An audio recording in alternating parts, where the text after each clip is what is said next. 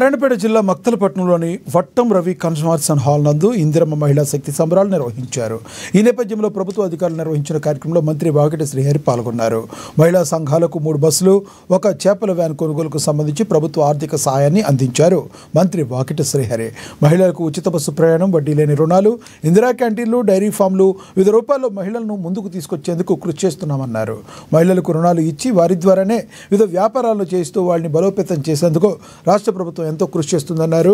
నాటి ఇందిరమ్మ రాజ్యంలో మాజీ ముఖ్యమంత్రి స్వర్గీయ వైఎస్ రాజశేఖర రెడ్డి ప్రవేశపెట్టిన పావులా వడ్డీ రుణాలు ఇచ్చేవాడన్నారు.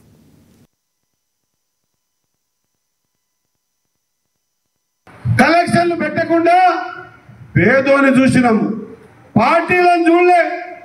ఈ కాంగ్రెస్ వాడు, Congress party MLA, Congress party మంత్రి ఉన్నాడు, కాంగ్రెస్ వాళ్ళకు ఒకటే ఇల్లు అనుకోలే. కాంగ్రెస్ వాళ్ళని కాకుండా, బీజేపీ వాళ్ళని కాకుండా, బీఆర్ఎస్ అనకుండా, సిపిఎం అనకుండా ఏం చూసినాం? మీరు బర్కంలలో ఉన్నారా, కిరాయిన్లలో ఉన్నారా, పెంకుటిన్లలో ఉన్నారా అని చూసినాం. ముఖాలు చూసి ఎక్కడ బొట్టు పెట్టలే. ఈ నియోజకవర్గంలో 10-12 వేల ఇండ్లు అవసరం ఉన్నాయి. మొదటి ఫేజ్లో